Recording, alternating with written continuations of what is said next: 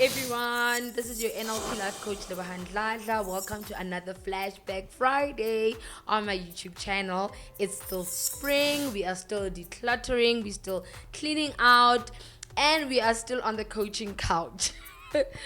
Yeah, chairs. But anywho, yeah, I still have my friend here, my NLP life coach partner, Janine Bird. She's still here. We're gonna hear a lot of wisdom from her. And yeah, we're gonna go right into it. Coach G, just say hi first. Good afternoon, everybody. Thanks for tuning in. Yes, she's very camera shy, but she knows her job. Anywho, we are detoxing toxic relationships because I think, like we stated in the beginning, it's houses, it's bodies, it's whatever. And then last time we detoxed our minds and our emotions. Yes, letting go. But there is no use of me being new, so to say, spiritually, inside, emotionally, but I'm still surrounded by the same people. Yes. Because then what was the use? Exactly. Because now whatever it is that they were pouring into me, it's still garbage. So the cleaning up the mess is not gonna make sense. It's not permanent then. You see? Temporary. So yeah, so we're gonna be looking at that. Detoxing toxic relationships. To you, what does a good relationship look like? A good It doesn't relationship. matter whether it's love or sisterly or whatever. Just the mere interaction of a person. Because I think as people, we always want to kind of like belong, be with other people and all that. If that relationship was good, how would you define it? What is a good relationship? Okay. A good relationship.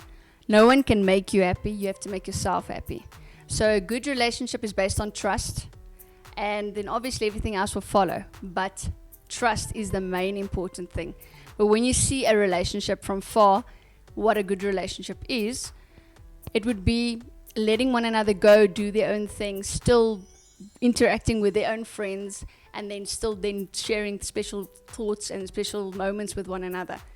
So I think a good relationship is based on letting go and being together, not controlling someone and not trying to control someone. Okay, so you are one, but you're not the same. Yes. Yes, so I can still be an individual and do my own thing, because I think that's the whole purpose of relationships. Yes. 2 people or 3 or 4 people coming together in their own uniqueness to bring something special to the table that will eventually serve whatever the purpose of the friendship or relationship is.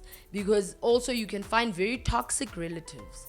You know, Yes, you definitely. have mothers and fathers and sisters that are very toxic. I don't know if you are familiar with the phenomenon black tax.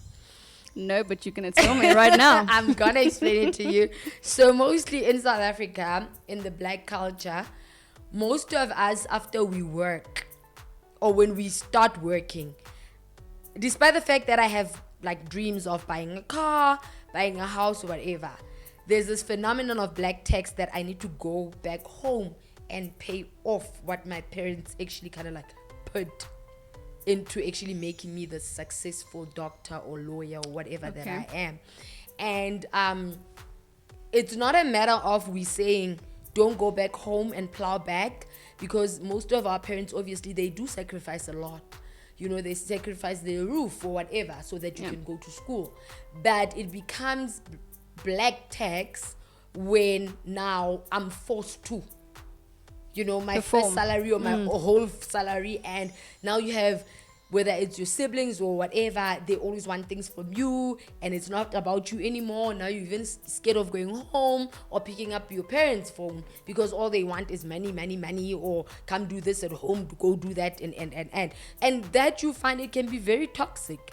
That, like I'm saying, when we're supposed to go home for holidays, people don't even want to go.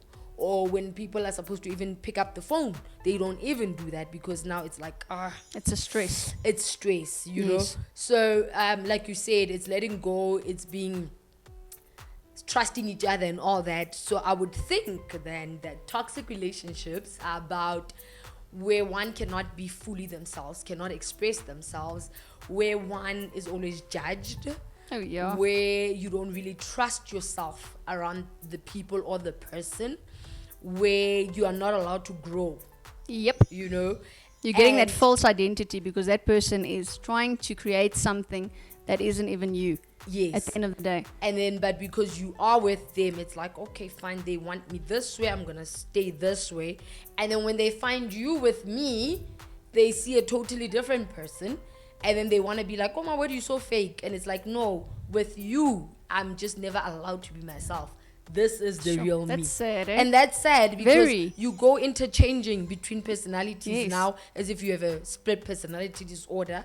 But it's because the environment in that relationship, it's that toxic that you find that you need to kind of like fit in the spaces and mold yourself. Don't you think you get stuck in that environment, that habit of changing personalities, that you actually become that type Yes, of person? you definitely. Like So, we spoke about it the other double-mindedness? time that it takes 21 days to form a pattern. So if we use patterns to declutter, like you taught us last week, it can be the same thing. Yes. As long as you're going to do the same thing for a longer period of time, it becomes a part of you. Yep. Then now you are this. Double-minded. Yes. Double-minded becomes depression. It causes depression. Double-mindedness causes depression because you don't really know where you fit in and how you're supposed to fit in. You get frustrated within yourself because you don't know how to express yourself. That's true. That is so you. true. And that brings us to one phenomenon that I wanted us to actually look into as far as toxic relationships are concerned: narcissism.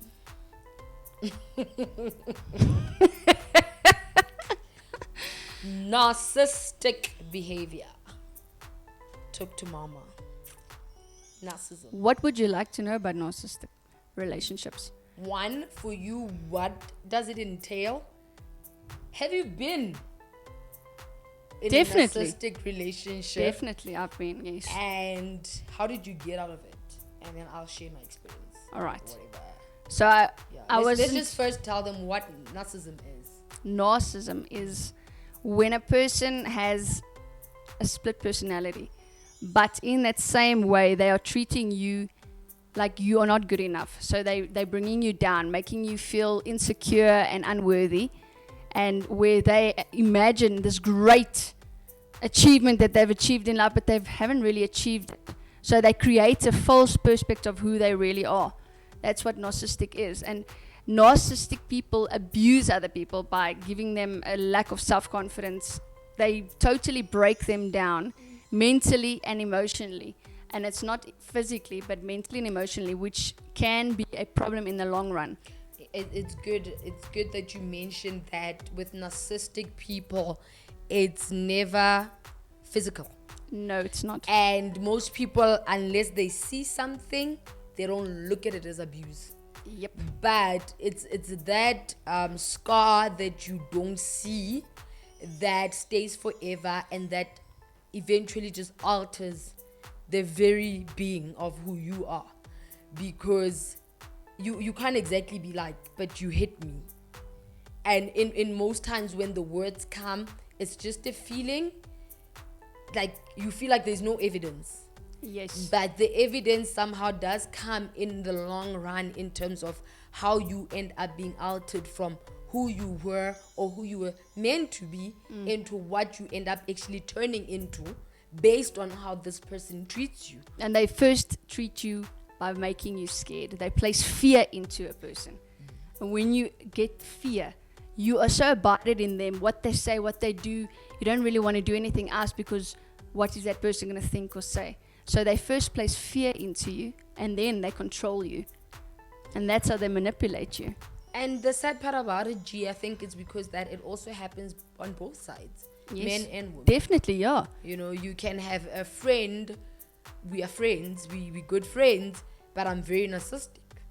You know, Yes. you can have something Yes. like that. Yeah. So as much as it's some part of abuse, but it's also a mental situation on the other side, it's sad that you cannot say this is a particular person, because a normal friend to you is narcissistic. Yes. That you find yourself in this friendship where you do things that you normally don't want to do, but because friend says we're going to Cape Town. You go and you kind of like bankrupt yourself and clear out your account and you go because you feel like friend is gonna disown you because, like you said, you abide yourself into that person. So your very being and identity is within that person.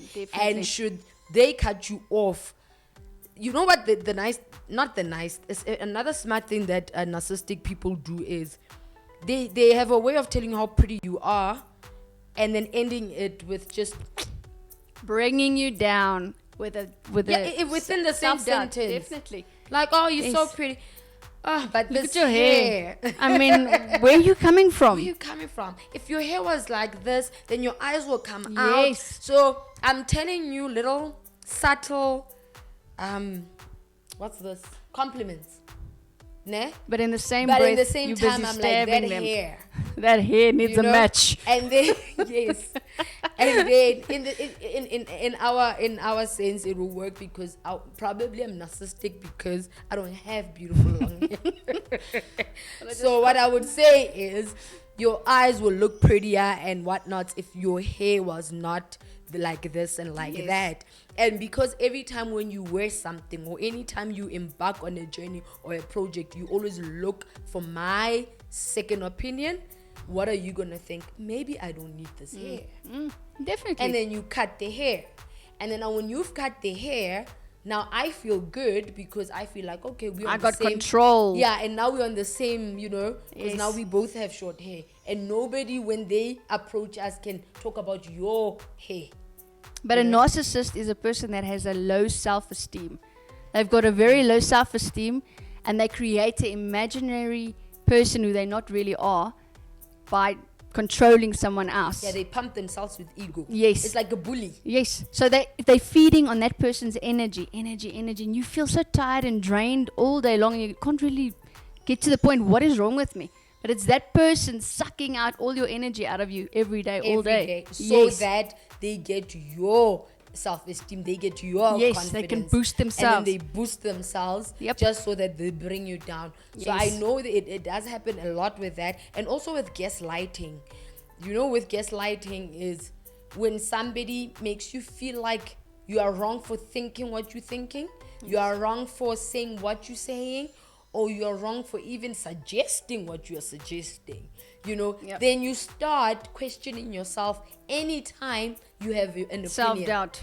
Anytime you have an opinion, because you are always gaslighted, then you start being like, shouldn't I, didn't I, and stuff like that. And that can be it's painful that you going through something with someone, you bring it to the table, and then they make you feel like you're the one that's wrong. That is sad. And it's like, why did you even think that? So how would you get out of that relationship? Run. Very fast. Run. Remember that movie? Forrest Gump. Run, Forrest, run. Yes. How you get out of it? The sad part about it, one, narcissists don't even realize that they are narcissists. That's sad, and that's true, yeah. That's the sad part about it. They don't realize that. And then number two, your energy is sucked out of you so bad that the very sense of who you are, you don't know that anymore. Yes. And you kind of like stick it around and say, this is me, this is my life, this is who I am. Is it really who you are? But that's or is it who you've become by allowing someone else to change you? I think that's where we come in. I told you guys, we're gonna be the best people in your lives. We're gonna be the best people in your lives. I think the one thing, there's a detoxing tool that we use in coaching, that you should list 20 people at least that are in your life, that you are like, you know what, in a year or in a month, these are the people that I really spend time with. I spend my energy around, my time, my whatever in there. And you score them 5+ or 5-. And when you're scoring them positive points, you write down the positive attributes. That when I'm with Janine, I'm always laughing. She always encourages me. She always sees the best in me. She has a way of criticizing me, but it's constructive. Like, it's good things that you're like, okay, fine, these are like building blocks. But if it's gonna be like, I never get to be myself, she always chooses out where we're going to eat, she always makes me change my outfit already, like, it's like, okay, then it's already question marks. Yo, you can't even choose where you're going to eat, you can't even choose what you must wear. What about if it was like big decisions? If this person already has a bearing on you on such small things, then you know that I'm not in a good relationship. And already, if you know within yourself that, you know what, I'm outgoing, or I'm very opinionated, or maybe you're just one of those people that like being inside the house, not doing much, and you find yourself doing the opposite of who you are, but it's based on the people around you, then we have a problem, because that is not a relationship that is full of trust, where you feel like I can be me no matter what, they've got my back, no matter what, they will understand me, no matter what, there will still be a place within this relationship for me, no matter short hair, whether I'm loud. Would you realize you are in a toxic relationship? I think when you lose your sense of self, I'm a believer in energy, and the 7 points of energy, your chakras. Yes, gal, your chakras. So if there's some blockage somewhere, when you are drained, like you said, when all of a sudden it's not nice to be around these people anymore, and when you have to always make up excuses, But you love them. yes, You but love them. So when you're in that relationship, you might feel, oh man, I can work on it. But you remember what you said in the beginning, the greatest love for somebody is the one you have for yourself. The greatest relationship you can have is the one But you have most with people don't yourself. know that. Yeah, no, but we're teaching them now. You see, We're teaching them now. So if it's basic, it's knowledge, it's basic. If you can't give what you don't have, give me $1 million, please. I want to Alright, go to so Dubai. send me your banking details tomorrow. Okay, I spoke to the wrong person. Alright. Maybe I should have asked the cameraman. Give me your $1 million. He just said he don't have. See, you cannot give what you don't have. It's as simple as that. You cannot give what you don't have. So if you are drained, then what? It's not even you loving them. It's a sense of fear of, how do I get out of this without kind of like breaking that thing that we have.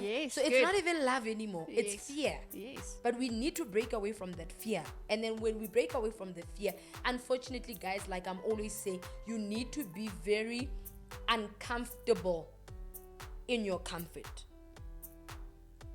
So if your relationships exert fear, so if I'm thinking about you and I want to tell you something, even if you did something wrong and I'm scared, then it's not good. Yes. Because I should be able to say, friend, no. Yes. I should be able to say, mom, this month I can only give you $500. I don't have the 5,000. Yep. Mom, I can't build you a double-story house. Dude, I'm still renting. I don't even have my own house, or something like that. And then that's how, and it also brings us to what? Boundaries. It also brings us to boundaries. Yes. When you are in such things, you should know what Set you want about boundaries. yourself, Yes. and then set boundaries. Yes. Not brick walls where now you are in your own little house and own little corner.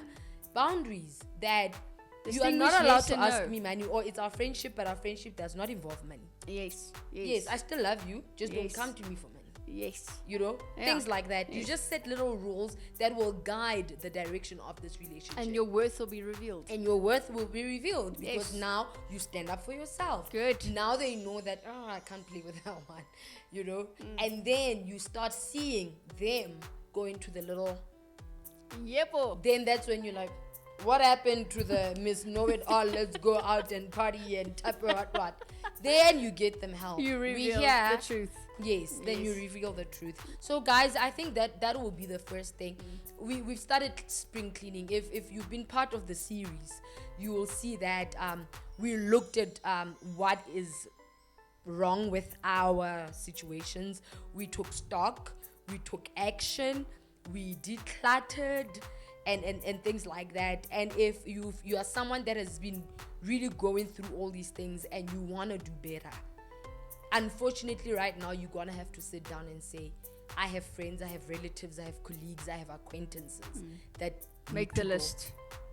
go. Make the list. It's gonna they're gonna be certain surprises there. It's gonna look scary because some of them are like people that you've been with for years. You love them. Maybe you have memories as far back as high school. Yes. But now you just realize that it's not even about the memories anymore. It's because you were so growth. fearful Yes. about leaving them that you felt like without them, there's no life.